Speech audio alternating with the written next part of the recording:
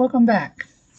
This video is going to be about a category of secondary sources called legal encyclopedias. What is a legal encyclopedia? Well, what is an encyclopedia? I'm sure you remember from when you were in grade school and high school using an encyclopedia in the school library or in a public library. You may even have had one at home. The best known are probably World Book and Encyclopedia Britannica, and I think there's Encyclopedia Americana. I'm not sure about that one. But there were quite a few others.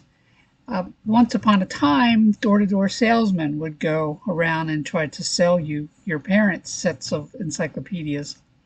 And we had a one in my house. I don't remember the name of it. It wasn't a particularly fancy or expensive one, but it was a good place for me to get started in my research. They tend to be very broad, so while they don't give you a lot of detailed information about your subject, they are a good place to get started and get general knowledge. They tend to either be very general or topic specific. So you might have had an encyclopedia like World Book, which covered basically everything in the world, or you might have had like an encyclopedia of baseball that only covered baseball. Generally, they're organized alphabetically by topic. So if you were looking up volcanoes, for example, you would head for the volume that had the letter V in it and open to volcanoes. And they, of course, tend to be multi-volume. And I think they could be 20, 30 volumes long. Now, legal encyclopedias are basically the same thing, just on a legal topic. They can be general or topic specific. I tend to think of the topic specific ones as actually being treatises, and we won't talk about them in this video. They are organized alphabetically by topic, and they are multi-volume, though there are a lot more volumes in the legal encyclopedias than there were in any of the general encyclopedias you used in school. We're going to talk about 3 legal encyclopedias. The 2 national focus legal encyclopedias we're going to talk about are Corpus Juris Secundum and American Jurisprudence. They're currently both published by West Publishing. In the old days, Corpus Juris Secundum, known as CJS, was published by West, and American Jurisprudence was published by Lawyers Co-op. When West and Lawyers Co-op merged, the legal encyclopedia category was one where the government did not force West to sell one of the products to avoid antitrust problems. And so they still publish both of them, which I think is a little crazy. I'm surprised they haven't just cut back to one. We're also going to talk about a state-specific legal encyclopedia called California Jurisprudence. And obviously its focus is on California law. Not every state has a state-specific legal encyclopedia. Back in the day, not very many did. I think West has gotten better about publishing more, but I don't know if they've done every state. And also back in the day, there was a big difference in quality. The Maryland encyclopedia that existed when I was briefly in practice was just awful, so I just never used it. But I saw the modern version of it, and it's much better. We're not going to talk about any subject-specific encyclopedias. The only one I can even remember seeing is one on corporate law. I know there's others. They don't always have the word encyclopedia in their title, so you just have to go based on whether they meet the what the criteria is of multi-volume, organized by topic, and so forth. Now, I said we're going to talk about these 3.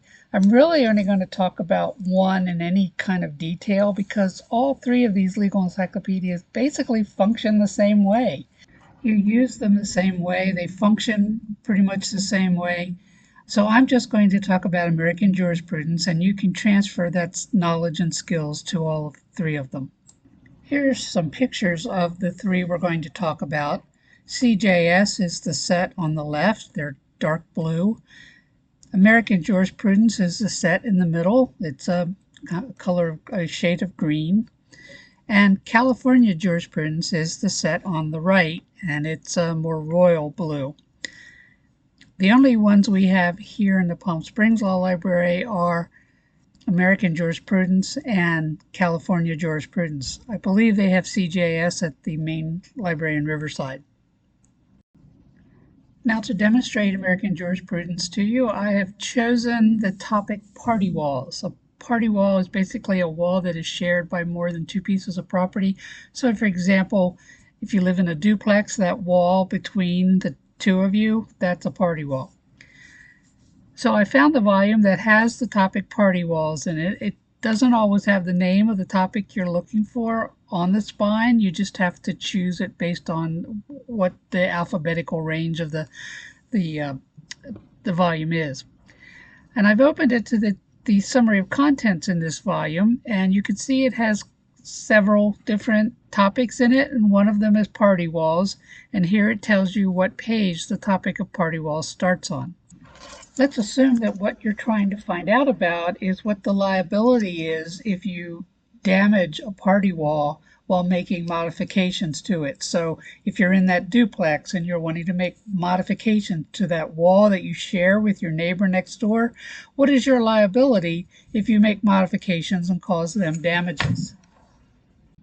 And now everyone's favorite slide. I am going to show you what a citation to Legal Encyclopedia looks like, so we'll talk briefly about finding a cite, and then we'll talk about the table of contents approach and the index approach. Now that we're doing secondary sources, it's highly likely that you will see a citation to another source somewhere. Also, even if you're doing your research in print, for example, in an annotated code, you're likely to run into a citation to a legal encyclopedia in the research notes that follow each section. And if you're looking at cases on Westlaw or Lexis in the citing resources, you might see a citation to a legal encyclopedia.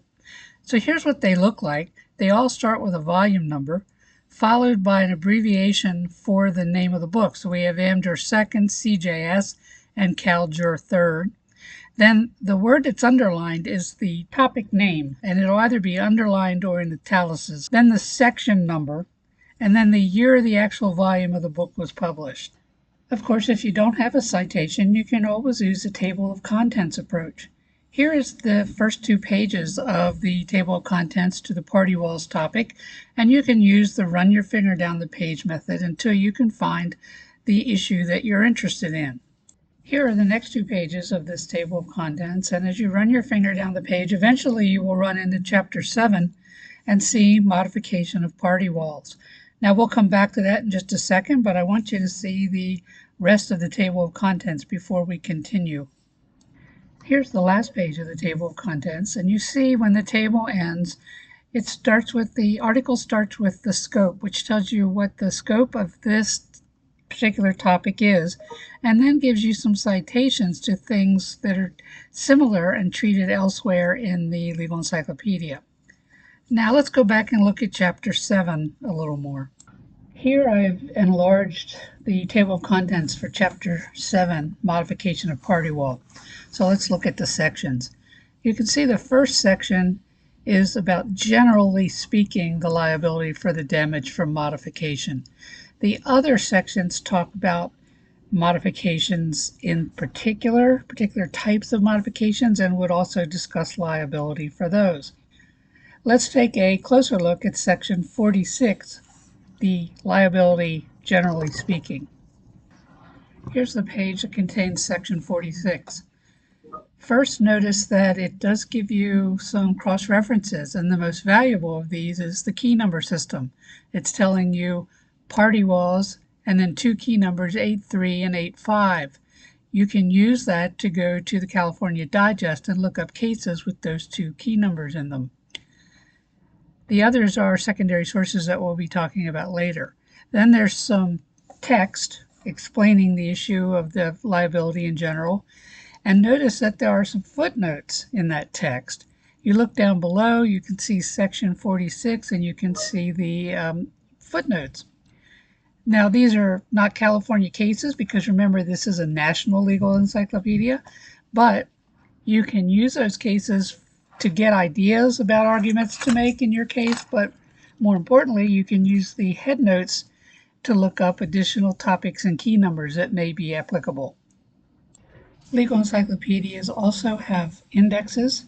They tend to be paperback sets that are kept often at the end of the legal encyclopedia. I believe we have ours on an empty shelf in the middle. Here I'm going to pull the volume that covers P through R down, and I'm going to open to Party Walls. Here's the first page of Party Walls in the index. You can see it has lots of subheadings underneath it. So I'm going to look for the subheading for modifications, and that's on the right-hand side. Fortunately, not a very long subheading, so I can see pretty quickly that what I'm looking for is the third thing listed, damage from modification. And look where it sends us, to Party Walls section 46. One final thing I should mention before we leave American jurisprudence is that legal encyclopedias are updated by the use of a pocket BART. They are annual supplements, and if you look in the back of any given volume, there's usually going to be a little paperback supplement inserted in a little pocket in the back.